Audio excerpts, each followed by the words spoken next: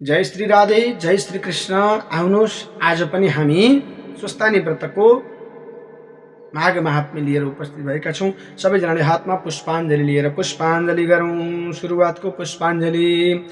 यम ब्रह्मा वरुणेन्द्र रुद्रमरुतस्तुन्वन्ति दिव्यस्तवैर्वेदैः साङ्गपदक्रमोपनिषदैः गायन्ति यं सामगा। ध्यानावस्थित तद्गतेन मनसा पश्यन्ति यं योगिनो यस्यन्तं न विदुरसुरासुरगणा देवाय तस्मै नमः। श्रीमच्चन्दनचर्चितो जलवपु शुक्लाम्बरा मल्लिका मालालङ्कृतकुण्डला प्रविलसा मुक्तावली शोभिता। सर्वज्ञाननिदानपुस्तकधरा रुद्राक्षमालाधरा वाग्देवी वदनाम्बुजे वसतु मे त्रैलोक्यमाता चिरम्। मुखं करोति वाचालं पङ्गुलङ्घयते गिरिं यत्कृपातमहं वन्दे परमानन्दमाधवम्। नमो भगवते तस्मै व्यासाय मिति तेजसे यस्य प्रसादवक्ष्यामि नारायणी कथामिमाम्। नारायणं नमस्कृत्य नरं चैव नरोत्तमं देवीं सरस्वतीं व्यासं ततो जयमुदीरये।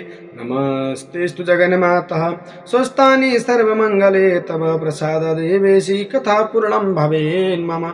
स्वस्थ पुष्पाञ्जलिं समर्पयामि श्री स्वस्थानी देव्यै नमः। आर्जी आज्ञा गर्नुहुन्छ। अथ पञ्चदशोऽध्याय। हे अगस्त्य मुनि, तहाँ उपरान्त एक दिन पार्वतीले बुकुवा घस्ता निस्केको मैले मूर्ति बनाई आफ्नो मातृत्व शक्तिद्वारा प्राणभरि द्वारमा राखी छाडिन्।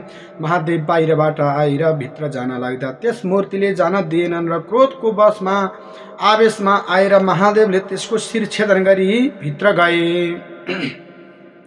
तब पार्वतीले महादेवसित द्वारमा बसेको थियो भनी बिन्ती गरिन्।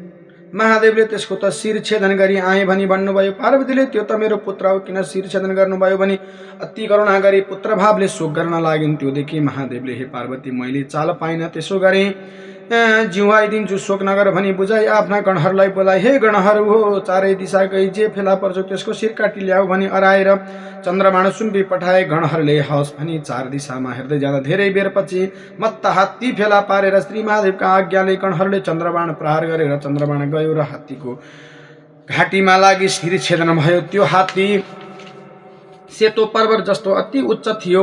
त्यस्तो हात्तीको शिरमा लागि महादेवको सामुन्ने राखिदिए। हामीले यही पायौँ भनी बिन्ती गरे। तब महादेवले हात्तीको टाउको धडमा जोरी ज्याइदिएर मूर्ति गणेश नाउँ भए पार्वतीको पुत्र रह्यो। तहाँ उपरान्त महादेव पार्वतीसित भोलि भित्रै मात्र रहन लागेर इन्द्रले अग्निलाई डाकी, हे अग्नि, महादेव त पार्वतीसित दैनिक व्यवहारमा मात्र भुल्न लाग्नु भयो, जसका कारण बाहिर लौकिक दुनियाँको सञ्चालनमा कोही कठिनाई देखा पर्न थाल्यो। बिना महादेवले यो ब्रह्माण्ड संसार कसो गरी रक्षा होला?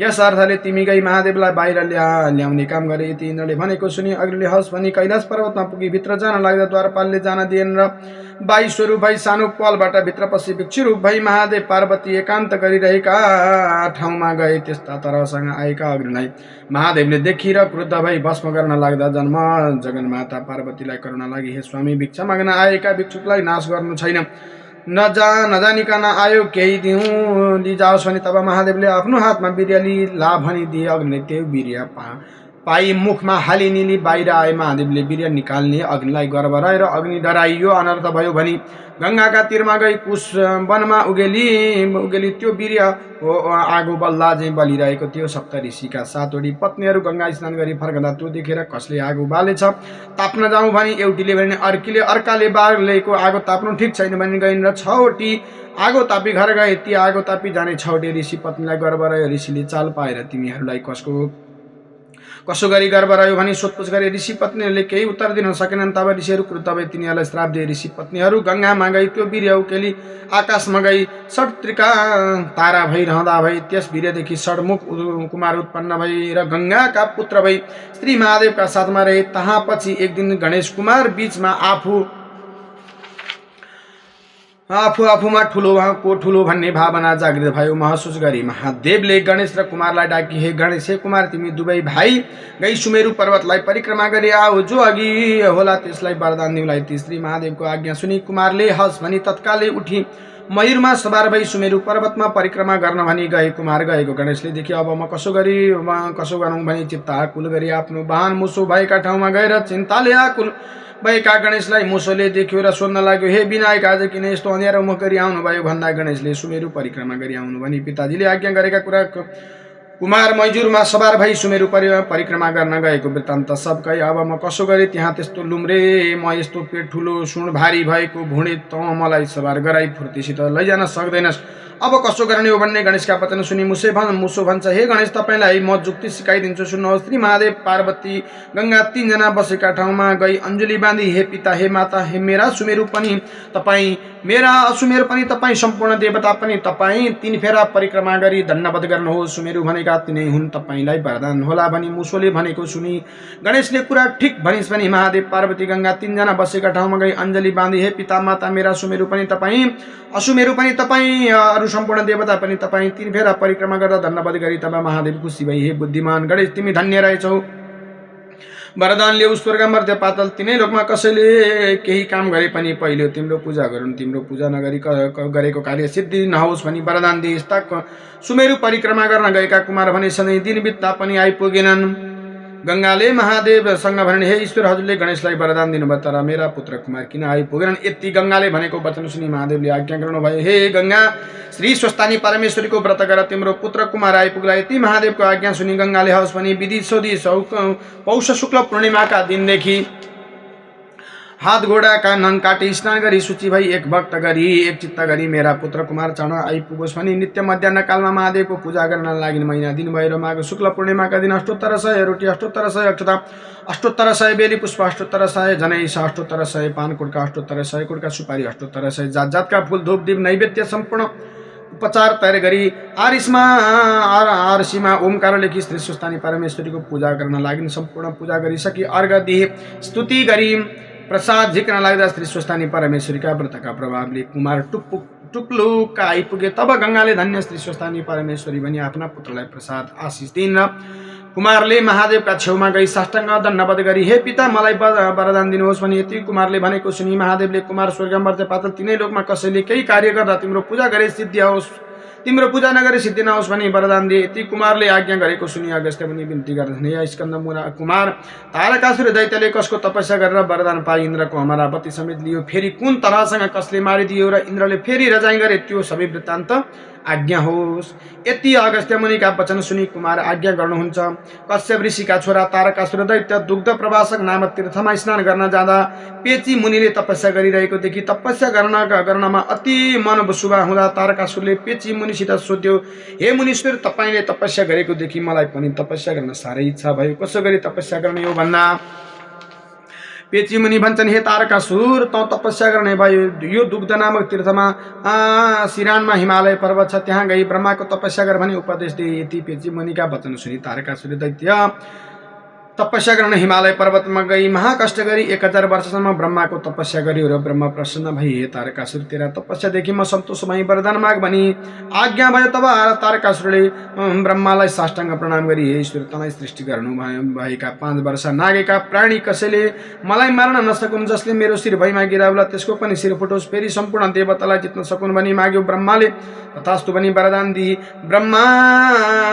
ब्रह्मास्त्र समेत दिएर ब्रह्म अन्तर्ध्यान भई तारकासुर दैत्य बलवान भई सबलाई तृण बराबर मानी सकल दैत्यका साथले युद्ध गर्न अमरावती गयो। तारकासुरले कोटी कोटी दैत्य साथमा युद्ध गर्ने आएको देवता राजा इन्द्रले देखि 33 कोटी देवता जम्मा गरी आफ्ना शस्त्र अस्त्रले युद्ध गर्न अघि सरे। देवताको र दैत्यको घोर युद्ध भयो।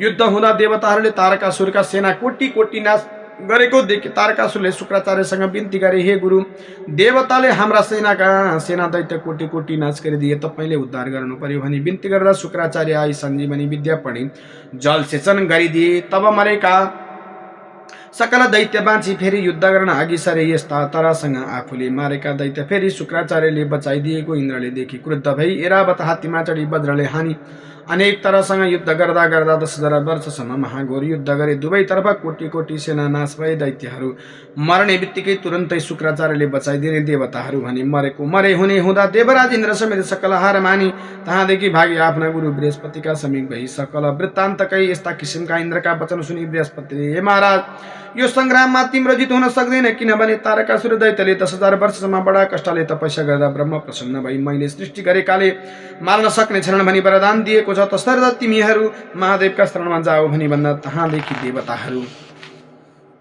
मृगस्थलीमा लुकिरहेका थिए। देवताहरू भागेपछि दैत्यराज तारकासुरले स्वर्ग मर्त्य पाताल तीनै लोकको रजाइ गरी परम आनन्दले रहेको थियो। हे अगस्त्य मुनि, तहाँ उपरान्त तारकासुरले दुःख दिइराखेका देवताका राजा इन्द्र धेरै समयसम्म त्यहीँ लुकिरहे। तब इन्द्रले 33 कोटी देवतालाई डाकी, हे देवता, पापिष्ट तारकासुर दैत्यले अमरावतीले हामीलाई दुःख दिएको धेरै काल भयो। अब त्यसको संहार गरी अमरावतीले श्री महादेवलाई गणेश र कुमारले 2 पुत्र भएका छन्, तिनले हाम्रा शत्रु भएका तारकासुरको नाश गरिदिएनन्।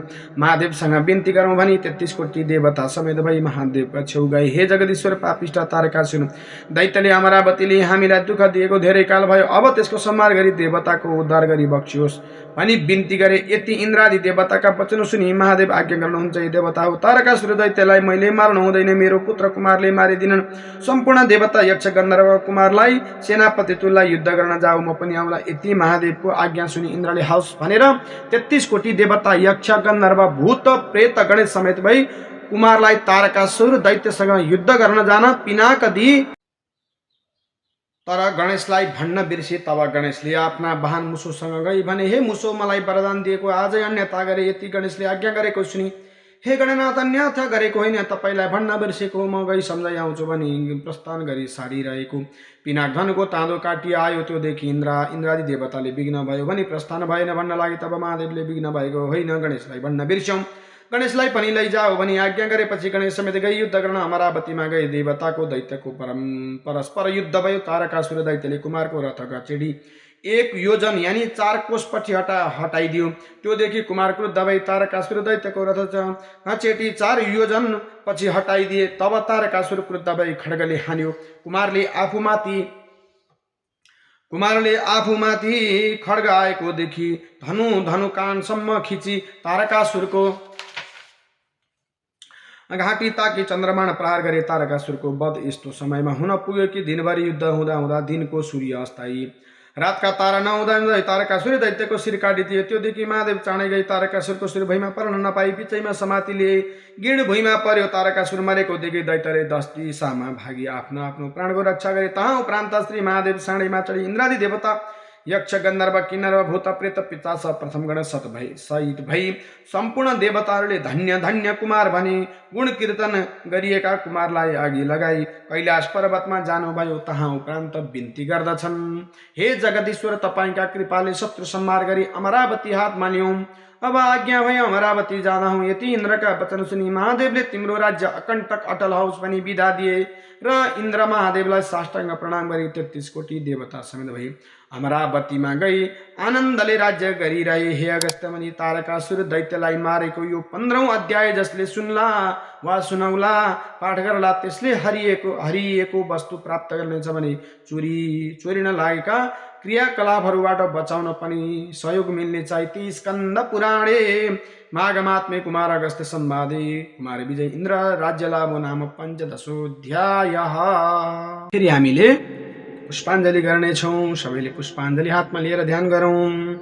उपनयतु मङ्गलं वः सकल जगन मङ्गलालय श्रीमान दिनकर किरण निबोधित नवन लीनदल निवेक्षण कृष्णः काले वर्षतु पर्जन्य पृथिवी सस्यशालिने देशोऽयं क्षोभरहितो ब्राह्मणाः सन्तु निर्भया अपुत्रा पुत्रिणा सन्तु पौत्रिणा निर्धना सदना सन्तु जीवन्तु शरदां शतम् तत्रैव गंगा यमुना च तत्र गोदावरी सिन्धु सरस्वती च सर्वाणि तीर्थानि वसन्ति तत्र यत्र चतोदार कथा प्रसंगा या कुन्देल तुषारहार धवला या शुभ्रवस्त्रावृता या वीणावरदण्डमण्डितकरा या श्वेत पद्मासना या ब्रह्माच्युत शंकर प्रभृतिभिर्देवैः सदा वन्दिता सा मम पातु सरस्वती भगवती निशेषजाड्यापहा कायेन वाचा मनसेन्द्रियैर्वा बुद्ध्यात्मना वा प्रकृतिस्वभावा करोमि यदि यद् सकलं परस्मै नारायणायेति समर्पये। तत् श्री स्वस्तानी परमेश्वर्यै नमः। स्वस्तानी माता की जय हो।